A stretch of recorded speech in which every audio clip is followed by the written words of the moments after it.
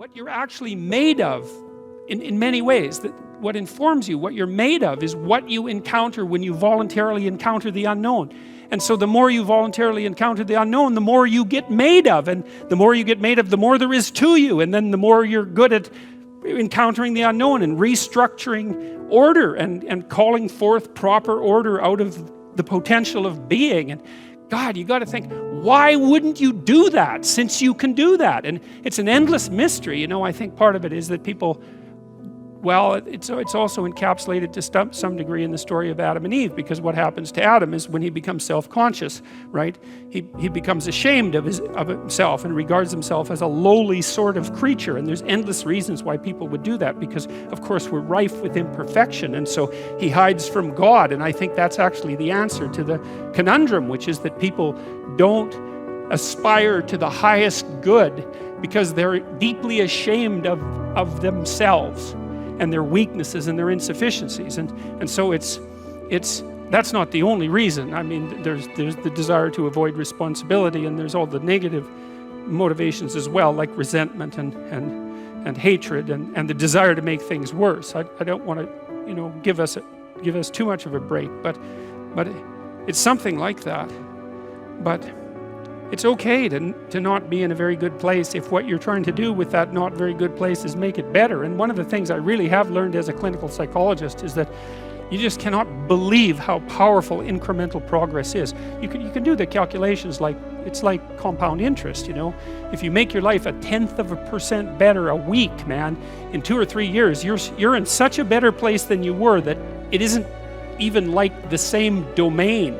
And if you keep that up for 10 years or 20 years, especially if you're young and you start early, you start to straighten yourself out and fix the things that you can fix, you can transform your lives in ways that are completely unimaginable. And God only knows what the upper limit of that is in terms of human possibility, because we are amazing creatures, when we really get our act together and stop running at 10% of our capacity, So that's what you do. You've got, the fact that things aren't exactly the way they should be, at least gives you something to do, and that's maybe something great to do, because there's no shortage of suffering and trouble that besets the world that you could conceivably ameliorate in some way. And the utility and meaning, the utility of that and the intrinsic meaning of that is self-evident.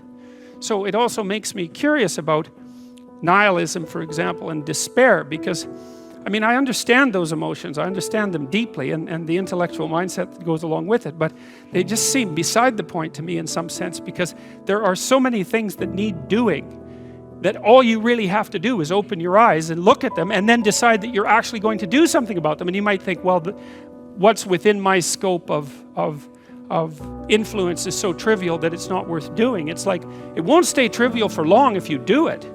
Not at all, and I don't think it's trivial to begin with. I really don't believe that anything done right is trivial. And my experience in my life has been that anything I actually did paid off. It didn't pay off necessarily in the way that I expected it to pay off. That's a whole different story. But if it was genuine commitment to do something, even if it went sideways and the outcome was really something other than what I expected, the net consequence over time was nothing but good. One of the things you do in behavior therapy constantly is you help people calibrate the zone of proximal development. So imagine that's Vygotsky's term, right? And so if you're in the zone of proximal development, you're pushing your skill development one increment forward. And it's one that you can actually manage. And so if you see people who are entirely stymied, we're sort of back to the cup of coffee or the coffee cup example, you want to find something they can do locally this week that would constitute at least a micro win. And you just keep, and if you talk to someone, you say, well, why don't you try cleaning up your room? Because it's a complete catastrophic nightmare. It's a good place to start. And this is often the case with people who are really demoralized and whose life is utterly chaotic.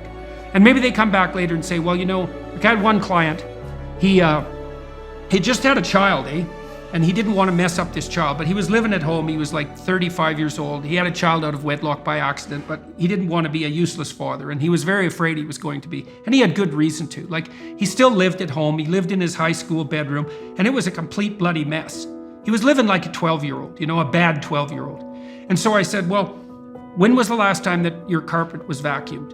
And he said, well, sometimes my mother does it, but it's probably been months. I said, well, why don't you just bring the vacuum cleaner into the room and just vacuum your carpet. That'll be your task for this week. And I knew that was a bigger task than you might think, because he'd been in that room for like 18 years and it was a mess. And so cleaning it up at all was a big deal. He told me that he dragged that bloody vacuum cleaner into the doorway and left it 45 degrees across the doorway and then stepped over it for the whole week without actually using it. Oh my goodness. Yeah, resistance, that was resistance from a psychoanalytic perspective, because he saw the monster and was paralyzed. And so what we did was we reduced the task. I said, look, you've got some drawers in your bureau. They're probably a mess. Do you have a sock drawer? Yes. He said, clean up 1/2 of the sock drawer this week. That's it, just organize it. So you just keep cutting the tasks down week by week until you find the threshold for positive movement forward.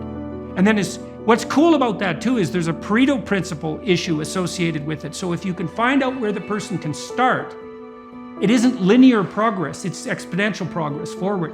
And so even if they have to start at a micro level, it doesn't really matter, because they get much better at it very, very rapidly as they accrue successes.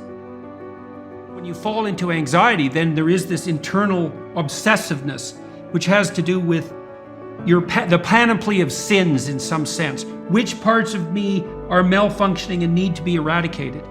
And one of the things I used to do with my socially anxious clients, so they would go into a social situation, often with eyes downcast, by the way, and they would be so intensely concentrating on their own internal sensations that they would fail to make eye contact with anybody they were talking to.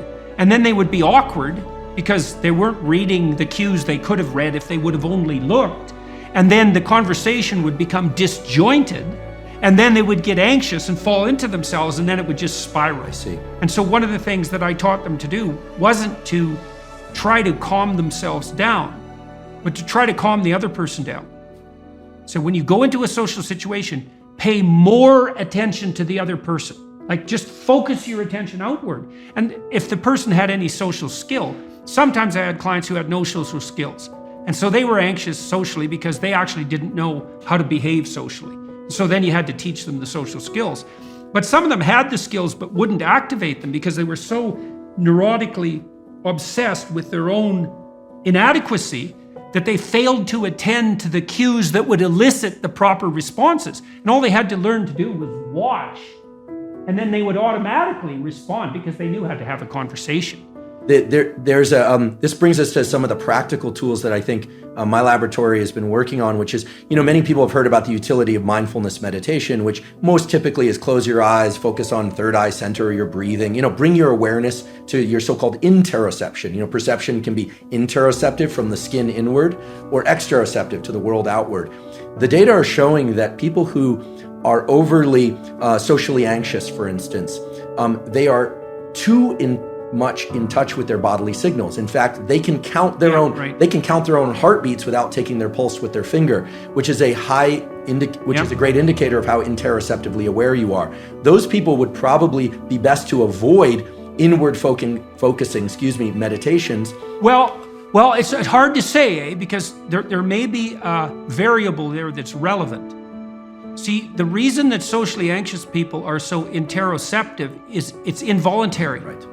Right? They get gripped by the negative emotion, and then that produces this intense, obsessive interoception. That might not happen if they did it voluntarily. I see. Because you're going to activate an entire different system, the one you already talked about. This is why exposure therapy works so well in psychotherapy. Is I'm afraid of something, and if I go near it, then I'm possessed by negative emotion. Well, that's if you go near it accidentally. I'm going to have you go near it purposefully. And what you're going to find is that to the degree that you do it purposefully, that response will be quelled.